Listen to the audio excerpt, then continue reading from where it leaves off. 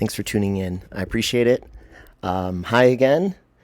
I haven't done a chat video in a little while with my buddy Shay. There he is. So I feel very rusty. So apologies off the top for that. He's probably going to get settled now. And as usual, I've got the microphone nice and close to my mouth. So sometimes, sorry if I'm blocking my mouth, but I'd like to not speak loudly because the world can be so loud. I like to speak softly, and hopefully that is also somewhat relaxing. It relaxes me, so hopefully it relaxes you. Let's see. First things first, some housekeeping. I'm going to talk mostly about recent dreams tonight, and where you going, bud? And they're going to be of the outer space variety, the alien variety. So if that's your lane, this will appeal to you. And on that theme, you will probably notice some some visual enhancements that go along with this video. It's because, excuse me, it is so cold here. It's like 10 degrees. It's because I have one of these. It's called a star projector. It is an LED device. It's like a little globe projector, and it projects kind of like a spiral galaxy shape, and then green stars, as you can see. So it's pointed at my ceiling, and the waves of the galaxy are kind of washing across my face. So maybe that's a living metaphor. And I think Shay's just noticed the stars too, because he's doing a little freak out. Anyway, so that's what's going on visually. And yeah, so before I jump into the dreams, of course, I certainly don't want to bring it up, but it would be probably impolite of me not to bring up everything that's going on in Minneapolis right now, which is horrifying. Yesterday was horrifying. The shooting of Alex Preddy was traumatic. It took me a really long time to get to sleep, and had to kind of talk myself down from the anxiety, and I did a lot of praying, which is one way that I often am able to connect. I can, if the conditions are right, and they often are lately, when I'm, especially at bedtime, if I'm lying in bed, and especially if I've got my buddy Shay with me, I can, and I'm petting him, and I have my eyes closed and I begin to pray, I will start to feel connectivity in my third eye and in my sort of in my forehead, and it's sort of like a warm sensation, a warmth, and then almost like a little bit of a magnetic pull. It's an interesting feeling, and I will feel the presence of presumably guides and angels and spirit, the creator energy, and that's when I like to put prayers out. All kinds of prayers, prayers for the world as a whole, the country for sure, individuals in my family, and my friends, and anybody who seems to need one. So just as I would love for people to pray for me when things are going on, or even when they're not. Because I do believe, as I've written about in my 2 books, that we know from quantum physics that we live in the universe it's a quantum universe, and it's all energy. Everything is energy. And I am of the belief that we have the ability to influence the outcome of events with our energy. That the energy itself is somewhat neutral, and that the intentions of people, when we put them out into the world, whether it be with our prayers or our hopes if you want to call it manifestation, that the universe tries to accommodate what we want. And so the world is a reflection of the collective will of everyone who is here at the present time, and that it is a free will planet and universe. And because that is true, we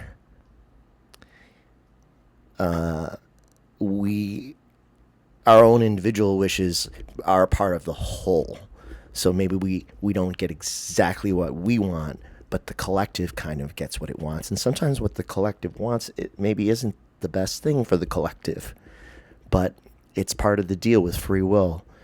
And sometimes the learning that goes along with making bad choices, choices that we would think are not enlightened or from a place of empathy or thoughtfulness or kindness or just basic morality.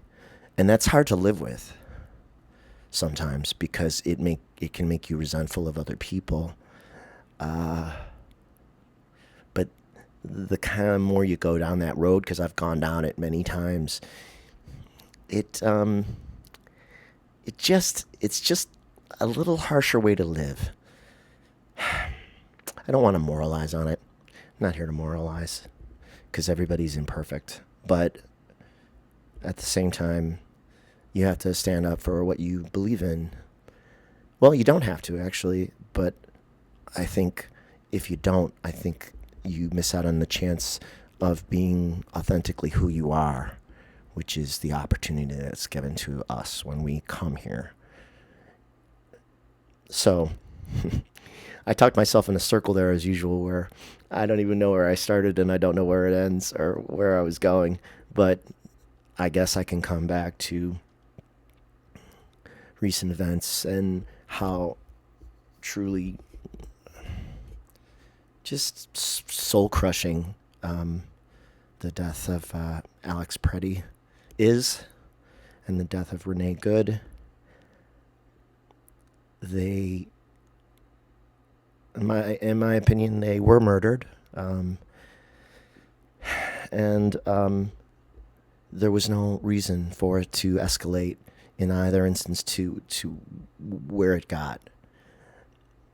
And I feel so bad for their families and friends and that community. And I also am really kind of inspired and impressed really by the people of Minneapolis, because I've been watching a lot of TikTok videos of just individuals posting from protests or their homes about their feelings about what's going on. And it really is a snapshot into a deeper look into what really seems to be going on. And I'm just really impressed by the people, than their desire for to hold the government accountable for its actions there, by being witness to its actions and in some ways putting themselves in harm's way to document, to be witness to its actions. That is a difficult thing to do. Not everyone can do that, and especially when it's freezing. I mean, it's even colder there than here in Buffalo, and so yeah, I do feel that that those events are going to continue to resonate, and I do think, and I hope and pray that they have the effect of moving more of the electorate towards reason, and to see that this essentially terrorizing a mid-sized city is what the administration intends for America, and they'll keep going until the public demands that they stop. Because what we know about the president is that he is sensitive to public opinion. even though he would like to pretend that he's not. And he doesn't have a moral stance on anything. He has moods, dispositional states, and so he can be swayed. And so I think strategically, the more heat that comes from the public, from their anger, their justified anger over the way the government is behaving in Minneapolis, that in turn puts pressure on lawmakers in both parties. If I had my way, the pressure would be towards impeachment now. But I don't think the GOP has it in them. They have shown their willingness to go along with this agenda for quite a long time. It's been coming really since the beginning of Reagan, and just metastasized like a cancer that has to be rooted out. So, the public opinion matters, though, because when both Republicans and Democrats get enough heat, they will feel probably more emboldened to respond the way they really think they should. And also the pressure from the public. They want to keep their jobs and their power and their status, So as unimpressed as I often am by Chuck Schumer and Hakeem Jeffries, Schumer made a statement that the Democrats in the Senate would not vote in favor of the new funding bill because it would contribute more to the DHS budget. And so they're essentially willing to shut down the government again to achieve that goal. I think that's good. It's a start. And we're in a situation in this country now, a very, very, very dangerous situation. Really unprecedented.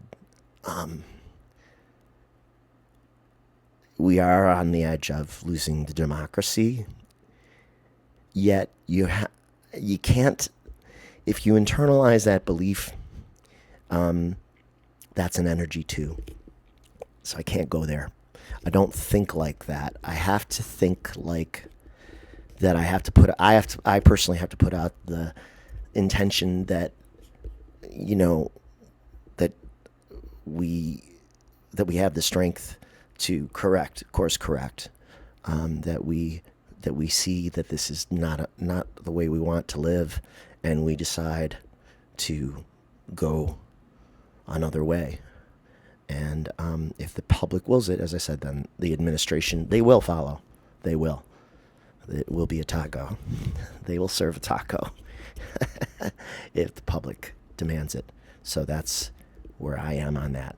And it's never too late, as long as it's not too late. I don't subscribe to that kind of defeatism because it would just ruin me.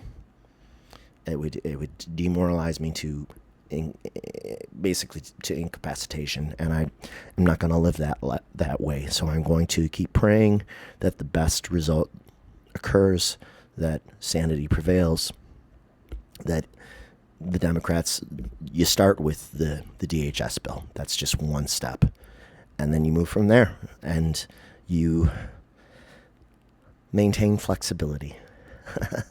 That's the oracle card of the day that my friend Diane, who is probably watching at some point, sent to me by text this morning. Flexibility. So the Democrats especially have to be flexible in how they play the game. It's going to have to be a mix of the carrot and the stick, if you will, because of the unpredictability of the administration. But they are reliably predictable in their awfulness. They always choose the wrong thing. They always choose the cruel thing. They always choose the unnecessary thing, which reminds me of something else I wanted to say about immigration. Yeah, it's weird. It's like a cartoon villain that has no redeeming qualities. So So bizarre. That's why sometimes I'll think I must be in a simulation, because there couldn't really be anybody this awful in real life. Like, he has to be like fictional. But probably won't find out about that until I'm on the other side. So I'll leave it there for now. But regarding immigration, I was doing a little bit of my own research, and I was curious to know how the most recent presidents have fared with immigration. Excuse me. And I was pleasantly surprised to learn that Obama, of the last 4 presidents, Obama deported more illegal immigrants than any other president. 2.7 million. An average of 940 something per day. He had more than any other president, including in the current president's first term. So, and he did it the legal way. He did it allowing for the due process rules to, the due process laws to do what they're supposed to do, which is also to protect the rights of people seeking asylum. You don't have to have communities feeling terrorized by federal agents with guns, masked federal agents with guns. He did it without any of that. And so that's the tragedy of it. So that also tells you that the administration wants this for their own narcissistic reasons, but with extreme narcissism, you can't fill that hole. Like, I have a couple videos, I think, on my channel about how the president is a black hole. There's nothing there, so he can keep feeding himself with atrocities, but it never satisfies. He is a perpetually dissatisfied entity. So, God bless Alex Preddy and Renee Good. And I'm going to move on into the dreams portion of the video. So, over the last several months, I had a series of extraterrestrial themed dreams. And as usual, if you've watched my other recent videos, well, not so recent videos now, but if you've watched my other videos, you know I go on space rides when I'm sleeping. And my friend Kim Carey, who I often reference, her channel is Intuitive View, which you probably already know. Kim, Kim has explained in readings for me that I apparently come from a group, a soul group that has incarnated on both Earth and other planets. So my perspective is different than beings that have maybe only incarnated on Earth repeatedly. And this makes sense to me in a weird way, because I've seen so many other planets and places in my dreams. And I think those are the signposts. And I've always loved like science fiction and fantasy, and I was always a stargazer as a kid and teen too, just marveling at the incredible vastness of this project, this universe. So, yeah, I guess it's not a surprise if I have. So let's just presume that I really have incarnated, both as a human, maybe hundreds of times, or who knows, dozens or hundreds of times, but also on other planets. So I have a different perspective about how maybe things could be, or maybe, without giving myself too much credit, maybe a little slightly more enlightened perspective about how things could be, how they could be more idyllic here, how you could avoid a lot of the pain and the suffering that people experience if there was just simply more cooperation, less ego-based behavior and decision making, more thought about the greater good. And again, I don't want to go down the moralizing track, but I've always been very creative, and I feel like as a musician and as a author and just a creative person, like that there's like creative activities, which also include baking and knitting, and it's not just relegated to just the performing arts or anything like that. These are all like things which inspire you, which inspire individuals. We're driven to create. We are like the creator. We are echoes of the creator. The creator energy is, as I've also said many times, in my opinion, a combination of the world's most sensitive artist and the most mathematically precise computer. God's intelligence is like that. The creator's intelligence is like that. And so the creator is both deeply analytical and mechanical, because the universe is governed by laws of physics, but yet also the creator is magical, because creative activities seem to come from out of nowhere. And I do believe that spirit creates with us when we create. I feel like I've had inspired assistance when I've written songs, or worked on the books, moments that felt sort of divinely inspired, or where I was connecting to higher dimensional knowledge and insight. So, where am I going with that? Yeah, that's sort of my concept of God. And like music has always just moved me just beyond comprehension, because music is vibrational and therefore it resonates in your whole body and mind, body, spirit. Like they're all inspired by music. So anyway, I'm starting to go off track a little towards something that I didn't mean to go to. So let me get back to the dreams. Let me actually get into the dreams. So yeah, I had more sci-fi dreams in the last couple of months. And let's see here. I've got my notes.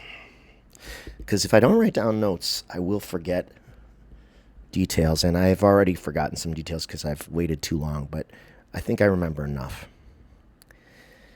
Okay, so I was having these dreams about seeing multiple alien ships in the sky, extraterrestrial ships, but they were really unique in that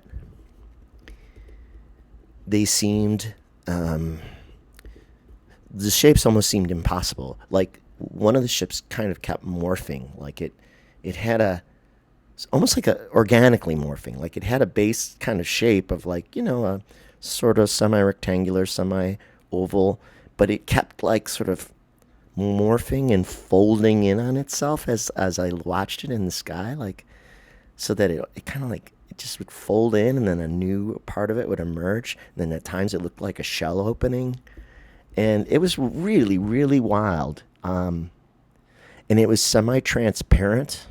All the ships in the sky were semi-transparent. And in the dream, I was walking down one of the main roads in the Buffalo suburb that I grew up in. And there was nobody else around. And I was just marveling at seeing the ships. And like I said, I was like, why are they semi-transparent? Like, what's going on here? And I couldn't figure that part out until later. Then I had a bit of an insight because of something a friend of mine said, which I'll explain in a moment. But the one ship that I was describing that kept kind of like morphing and changing shape as I viewed it, eventually it did a thing where it opened up towards me like a shell or like a flower, and it looked like it was looking right at me. I could feel the intelligence looking right at me from up there. And I knew that the offer was, it was an invitation to come on the ship. And at that point in the dream, I found myself lying in an empty box, a huge box. Like, remember how, like, when you used to get, if your family ordered a new refrigerator or yeah, usually like a refrigerator box, it would be just like so huge, and then you'd put it out on the street for garbage pickup. Now they usually take the boxes with them when they deliver it. But back in the old days, you'd see big boxes out of the curb. And in the dream, as I was walking down the street in the dark with no one around, I climbed into an empty, like, refrigerator box, and I was lying in it when the ship did the little turn towards me. And I knew that I was being offered a shot at going up on the ship. And I was like, how did I break not the spell, but I don't remember if I actually, like, woke up or, like, just said no or whatever, but I think I popped up in bed. Like, no. And because there was just something that just scared me. The unknown, I don't know. I mean, you would think if I've been alien half of my soul existence in other places, I mean, why should it scare me? But I don't know. And it did feel like, if you're thinking this, it did feel like in the dream that if I had said yes, I would have actually gone on the ship. Then the question becomes, would my astral form have actually gone on the ship, like, in reality? And the answer is probably yes, because, again, Kim Carey has let me know that a lot of times when I have cosmic dreams, they come courtesy my brother Justin, who exists on the other side. He died just after childbirth, way back in 1974. And he stayed on the other side. And one time I asked him why he stayed. Excuse me. Instead of coming with us, with me and my mom and brother, because we're all so similar. And he sounds similar too, from things she said, because he makes quirky jokes, and he's kind of he's got a quirky sense of humor, and I think our family does too, and that comes through in my books. I think the one time that she brought him in on a reading, she said that she started laughing right away. She said, "Oh, he's like so like fun," which, yeah, I mean, I love to have fun. I love to have stupid fun. And I like stupid humor. Like, I love the Carol Burnett Show and Airplane and Police Squad and Naked Gun, like all those old movies. That quirky, dumb humor really appeals to me. So when she described him as looking very young, he made a joke about, he started singing the song by Alphaville, Forever Young. Forever young, I want to be forever young. While she was communicating with him. And then when she asked him why he didn't come this time, he said, because on the other side, there are no limitations. And I thought that was really profound. And it relates to another dream that I'm going to mention. So I guess I'm going to go out of order. So I'll come back to the alien dreams. So don't forget about the first dream with the shell yet and the semi-transparent ships. Now I sound like a loon. Well, what are you going to do? Another dream that I had that I was relating to my friend Diane the other day was I dreamt of, like, what seemed like a carnival planet. But it wasn't so much a planet as it was like a realm or maybe a dimension. Like, if you knew how to get there, it might really be there. And it was like a planet of fun. And there were rides, like a carnival, like a county fair. But it sprawled like over like the size of a whole city, at least. It seemed infinite, but you never really saw exactly all of it. And it seemed to like sort of hum and vibrate like in space itself. Like I remember seeing it from like overhead at some point. Like the whole realm just kind of like it's so hard to explain. But it had different environments within it. So as a place of joyful fun with a carnival like atmosphere, it even had a bar. And at the bar you could get drinks and listen to music and dance. And so I did. And that was the part about the dream that I remember the best. I remember seeing like the brands of beers that they had on tap, and they were unfamiliar to me as brands, but they were familiar to me as like styles like on Earth, like Belgian beers and stuff that I like here. So there was a unfamiliarity and familiarity at the same time. And in the space, let's call it just like let's call it a space disco. In the space disco, well, the music was reminding me of like when I was in my 20s and we used to go to this club, this big club. It was a warehouse club. So like it could hold probably like 1,500, 2,000 people. And for a time in the old days of the 90s, it'd be slamming on Saturdays. It'd be 80s night, and I knew the DJ, and they would play all the cool alternative music of the 80s, and there was a huge dance floor, and I'm not exaggerating. There were literally like 6, 7, 8 pool tables. There was a little area in the corner, almost like a little fake garden where you could go and sit on benches and talk with people. And the bar was like a long oval, like maybe a good 100-foot bar. And we used to just go there and walk in the door, line up a bunch of shots of either vodka, like we would do, what do they call those? Oh, what's the one where you have the lemon and the sugar? How could I forget? I had so many of them. Or tequila. And especially with my friend Kate, we would just go in. We'd line up 3, 4 shots a piece, and we'd knock them back just upon entrance, and then we would just hit the dance floor the whole night. And I remember one time running into a friend. She's like, "I never see you drinking." I'm like, "Oh, I'm totally rocking. Like we just walk in the door and we like slam our shots, and then we drink water the rest of the night until we were basically sober." So there were some good times there. There were some good times even when there were some bad things going on, or things weren't perfect in a lot of other ways, so you could get an escape there. And so Carnival Planet reminded me of that a little bit. And the club that I was in, the dance club.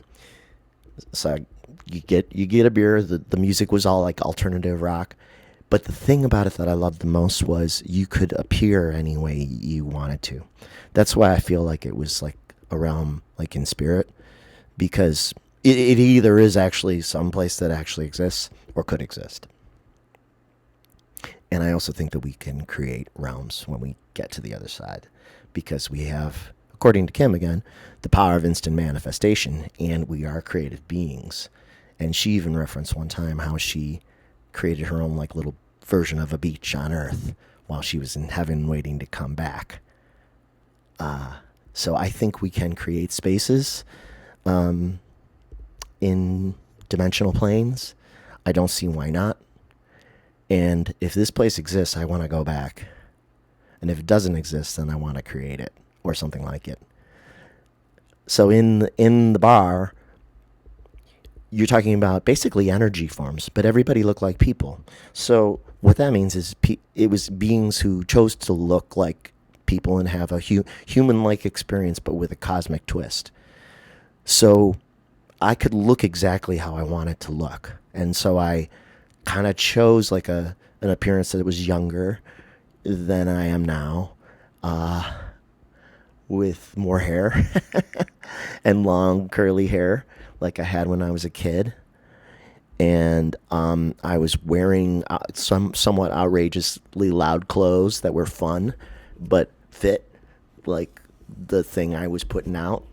Like I remember looking down at my pants, and they were kind of like jeans, but they almost like had like almost looked like they were like a little shredded in the front, and like maybe they had safety pins and shells on them and stuff, and they were kind of like just fancy. And I had on black boots, and I don't know what I was wearing on the top, but it was, I guess it, but like it all, it was just fun. It was just light, and I remember a girl there who was dancing, and she, I don't know, like maybe she had a blonde ponytail, and she was just flapping around, and on the dance floor, you floated on air, you danced on air.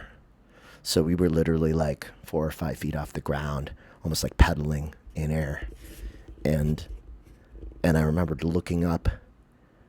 So the bar was almost like more like a globe, because since you didn't have to be on the physical floor, people were even above dancing at different heights in this globe bar. And I just remember just feeling completely liberated, as I have it at different points in my life, through either music or going out clubbing and dancing or being creative. That's the closest that I can get to feeling what I think the other side is always like. I think we exist on the other side in basically perpetual joy and fun. And like Justin said, there's no limitations. So you can be anywhere you want to be with whoever you want to be with. And you can create experiences or have experiences that mirror things you've experienced here and other places. And it can be whatever you want it to be. You help to make it. So that was pretty awesome. And then in another part of the same dream, I went to watch a female circus performer, and she was kind of like a trapeze artist, but she was almost like, sort of like doing her act sort of like in midair, but at the top of like what looked kind of like a roller coaster, like it kind of like curved up, and she was sort of like almost like floating on the side, I guess dancing and moving around and, you know, just doing acrobatic stunts. And I found her really attractive. Like I found her energy really attractive, and she was a bit mysterious. And so I must have just popped my way up to the top of the roller coaster, and I was hanging out with her, and we were flirting, and I had my hands on her, and it felt sensual and fun. And so that made me think, well, that's interesting, because it's almost like you still retain elements of like the sensual, sexual aspects of life there. Whereas maybe you wouldn't necessarily think that that would exist there, because you don't really have a body anymore. You're just the energy that you are at the core. But if that energy can take any shape that you desire or that you learn how to make, why not have fun playtime, as you know you did here, a version of yourself there, but a version that's whatever you want it to be, a timeless version, a limitless version. So yeah, so maybe, yeah, I would like to think that, yeah, that our sensuality could cross over. I mean, there's a lot of sensuality in this world and in nature. So, and, you know, sex is one of the driving forces of this planet, for better and worse, for better and worse.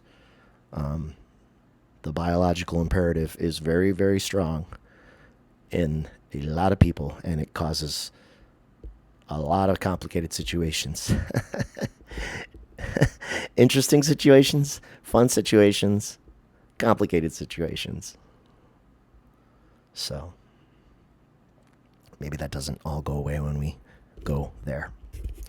And I do think that everything is dimensional. I do think that we exist at a specific vibration or range of vibrations, that covers where Earth is. And the intuitives and the psychics and the people who can raise their vibration, they can perceive the next levels up. And they can communicate with the beings who are in those dimensions who used to live here that have passed. And so the more that the Earth's vibration is raised, the closer we get to perceiving this multi-dimensional kind of existence, I think. That's my feeling about it. And so that kind of ties back into where I'm going to go with another one of the alien dreams, because I'll check my notes too. Yeah. Because like the first dream that I mentioned with the ship, I had another dream about a ship that looked more like the Starship Enterprise from a distance as I viewed it in the sky. And this ship was like the cone ship in that it was semi-transparent. And at a distance, as I watched it, like if you imagine, I think you know what the Starship Enterprise looks like. It's got kind of like a cylindrical top and then like the nacelles, they call them, like that stick out like legs. It kept, as it was going, I was watching it kind of at an angle coming through a cloud, but it was coming through a cloud, and in the background there was a solid white moon. Now, there shouldn't be clouds in space, but in this scenario there were, so that's how it is. So it was coming up through clouds, and it was kind of arcing up like majestically against the silhouette of the moon, not the silhouette, against the moon in the background. And as it went up, it kind of did like this little thing, like where it looked like it was moving forward and backward at the same time, like almost a little glitchy, and like I said, you could see through it. And what my friend Mike thought later was that that meant that it was multi-dimensional. Like what I was seeing was that it was in more than one dimension at the same time. And so in a sense, it was partly in multiple dimensions at once. And so that's why you could see through it, because part of it was here where I could see, but part of it was elsewhere or in other dimensions. And time, little star there, moving, bing, bing. Time, on the other side, is supposedly non-linear, meaning that you can go backwards and forwards in time. It doesn't work the same way as it does here, where it's just always forward linear. So that was reflected in the ship like stuttering. It was moving so slowly, it didn't seem to be moving at all. The way they say that objects behave around a black hole. Like they say when an object gets caught in a black hole, it appears to stop moving entirely because of the gravitational effect. So, yeah, that was the thought, like that I'm seeing this ship, and it's in multiple dimensions. It's in our dimension, and it's in the next dimensions up, and I'm able to perceive multiple dimensions at the same time. And I think this is something that is happening with me as I sort of level up over time in connectivity. And as crazy as it sounds. And yeah. So let's see. Yeah. So multidimensional, it would be partly physical and multiple dimensions at the same time. Yeah. And this particular ship, this Starship Enterprise, I knew my brother Justin was on it. So maybe this was a vision of him out there exploring. Because I asked him where he is. Because he used to, for about 20 years, he used to visit my brother Steve regularly. And this is in both my books. Like he would come and Steve would have visions. And then sometime in the last 5 years, it just sort of stopped. And I know I've heard Kim and other psychics say that we have we might have different guides or family members on the other side in our lives for a time, and then like maybe then a different guide at a different point in your life. So maybe Justin committed to like being in the near Earth space for this period of time to help Steve and to give Steve, visions and information, which is what my books are about, which I hope you'll consider checking out. RobFalgiano.com is my website. You can find all the info from there. And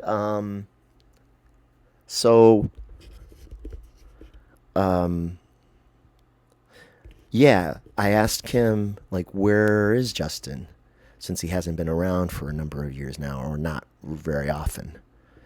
And she said that he goes way out and he comes back in. And so that answered a question that I kind of have had on my mind about how the other side works. Like, can you be anywhere in all of creation just by thinking yourself there? Or do you have to actually travel there? If you know what I'm getting at. And apparently it sounds like you do have to travel there. Though it's maybe completely different than, it's obviously it's completely different than Earth, but it's probably way stranger than we can imagine. I know that Sterling, psychic medium, has said that there are relay points in other dimensions. Like, this is how messages can be communicated telepathically through the relay points, almost like like a network, a satellite network. Maybe the universe is full of portals. Maybe higher dimensions have relay stations. But Kim has intuited, no pun intended, intuitive user channel, that Earth is at a particular vibration. She says that the heaven dimension surrounds Earth. What we think of as the heaven dimension surrounds Earth. And so when we come with a soul group, or like our family, if that's who our soul group is, or whoever our soul group is. My soul group is at least partially my family, my immediate family, for sure. When one passes on, they stay in the heaven dimension around Earth until we all pass, and then maybe from there we travel as a group to wherever we're gonna go. Like, because it's easier to be in communication with your still living loved ones when you're in the heaven ring that surrounds the Earth dimension, if that makes sense. And she is such a good psychic medium that I really believe that she gets that kind of accurate information about how things really work.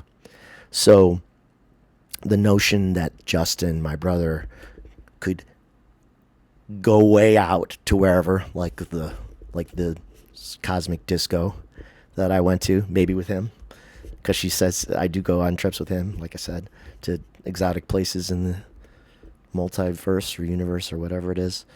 And then maybe he comes back and he checks in from time to time, so that he gets the best of all worlds. He gets all the experiences he wants to have, independent of Earth, and then he comes and assists us as needed when he knows, maybe perhaps when he knows he's needed.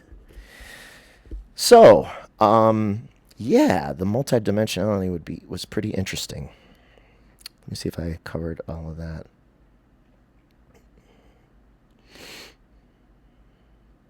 And then the other dream that I had that had to do with aliens was that separate dream that I was me, but I was basically an alien in disguise, I think. Or I was working with aliens who had come to Earth to help Earth, and I was working covertly. In the dream, I had a device like a telephone, but just with codes on it and stuff. And I was by myself, like in a remote place, at night, and I was waiting for a message about a secret effort to help America and the world, like a secret effort to relay information or to put a plan in place that would help to change the course of the country for the better. And I know that sounds very, very wild and optimistic, but in the dream, that's what was real. And I was in the field by myself with this phone-like device, and I was waiting for a message to confirm that the next stage of a plan had been executed. Yeah, let's see. So basically, I was kind of like on a text chain, and I was waiting for the message that the plan had succeeded in its next step. And then I got the message, and it confirmed that, like, we were go. And I remember thinking, good, we're making progress. And I think it would be really interesting if that's really kind of what's going on, whether or not I personally am involved in my sleep as an astral form. I don't know. I would love to think that benevolent extraterrestrials are here helping us. Sterling Psychic Medium certainly believes that. He, in fact, in his video today that he put out, he said that the message from the aliens that he gave at the end of the video was that they've been working overtime to prevent a nuclear event because they won't allow us to destroy ourselves. They'll allow a lot of other things because of our free will and because we have to have our own lessons, but they can't allow a nuclear event because nuclear events also rip the time-space fabric. They rip holes that affect other places. So it's like the one exception to free will. That's quite a reach, but I kind of believe it. And apparently the reason why nuclear weapons were allowed to be used in World War II was because they were meant as lessons for mankind, about the destructive potential. And it's obviously it's tragic that so many people died in those bombings in Japan. It's hard to believe, really, that it even ever happened. But it did. But it ended the war.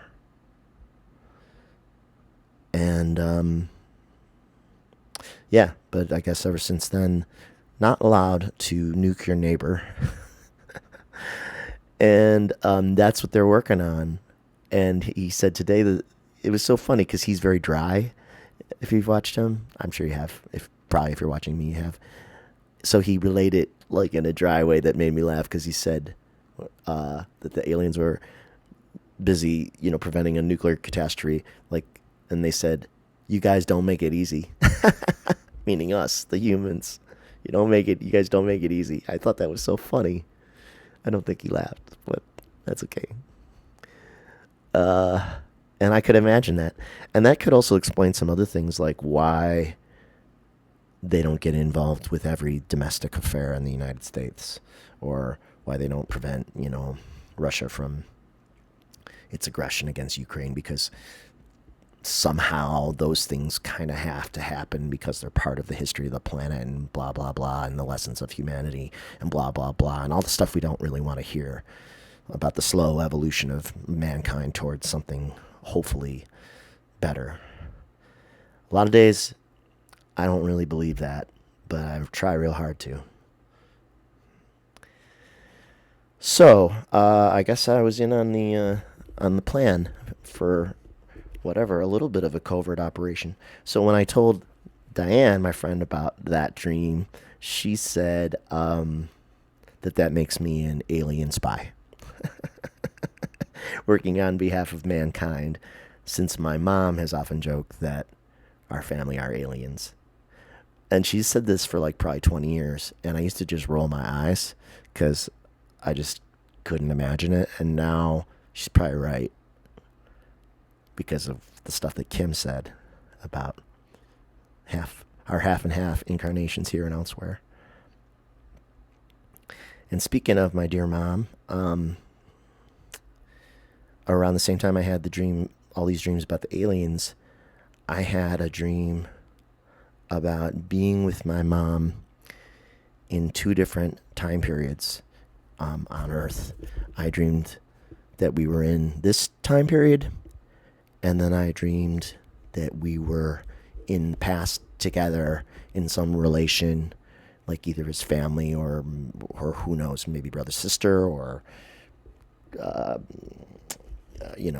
wife and husband or whatever, some other kind of relationship where we were Tuscarora. I just knew that we were Tuscarora, and I know that's like a reach, and you got to be very careful. Like I don't claim any kind of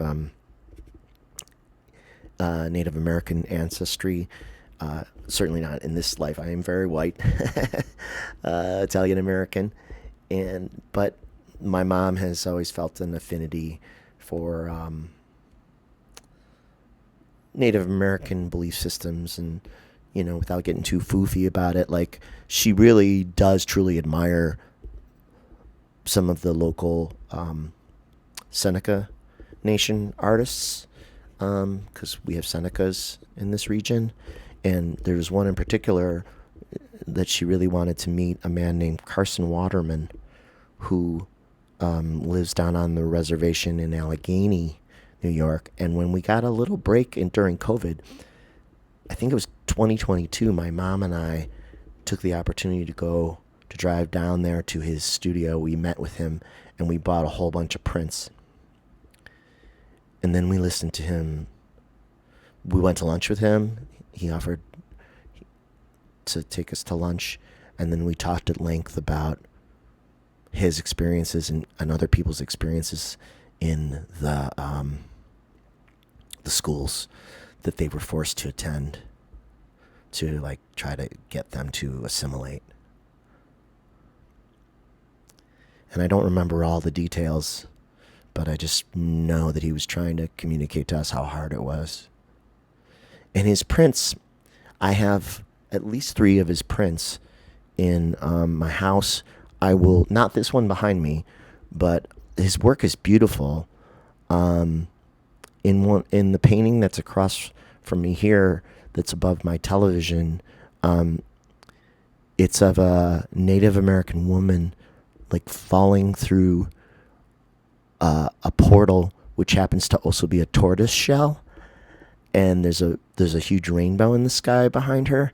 And he just said that what it was is the sky woman falling from heaven to earth, and she's pregnant with a child, and it's a beautiful painting. So I will take photos of these in the daytime and maybe put them in my feed tomorrow or the next day. So if you want to see Carson Waterman's paintings that I own, because there's 2 more in the bedroom, I will take photos. And so it's like a creation story painting. It really is beautiful. And we got them framed, and my brother has some, and my mom has some, and my mom really, really connects with his work, and also some other artists from the reservation. She's read some books by a particular author whose name escapes me at the moment. So it's kind of funny, that in this other dream, I was vacillating between 2 different time periods, but in one time period we were who we are now, and then we were Tuscarora in this other time period. And I can't say for sure that that's true, that I ever had a incarnation as a Tuscarora, but it wouldn't surprise me, because I don't trust the man. And I never have. Never have. Not when I was 13. I remember seeing Reagan on TV and just thinking, I don't trust the man. I don't trust the man. Never felt an affinity. Always skeptical of authority. Always suspicious of people who would want that kind of power and what they wanted to do with it. And I do believe, based on a astrological reading I had from another friend, that I have had experiences, unpleasant experiences with authority in maybe previous incarnations. I certainly have had unpleasant experiences with authority in this life, more in the form of narcissistic bosses. I had two bosses who were almost identical in a row. So strange. And I didn't know how to deal with it a lot of the time, because you can't satisfy a narcissist. And we got a big one in DC now. And maybe that was my training. Sometimes just surviving joyfully, or as joyfully as possible, is the most you can do to enjoy quiet moments like this one with this little guy. Is the best you can do, because we don't know about tomorrow. So, well, this is a good place to wrap up, because also I'm getting tired, and you're probably tired of listening to me. I had one more alien dream that I just noticed that I wrote down, which I'm glad I wrote it down. And I'll just read this verbatim from my notes and then maybe elaborate. In the last alien dream I can remember, I was having a discussion with the other aliens about packing up and abandoning Earth. But there were a lot of reservations about that too. Packing up and leaving and abandoning Earth to itself was not the dominant sentiment, but it was a sentiment that was expressed by at least some of the aliens involved. And I could believe that that has happened, or is happening, that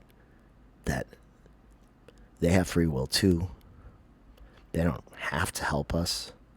And if there are some skeptics in the group about whether they're wasting their time on the human project, that would not be so great for us. But like I said, as far as I can recall, even though that sentiment was expressed, it wasn't the dominant sentiment.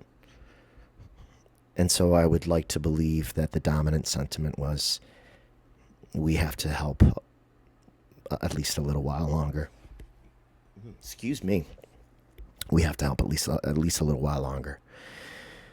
And I sincerely hope and pray that that's true. That if they are helping, that they will continue to help. And that maybe I'm a secret spy in my sleep.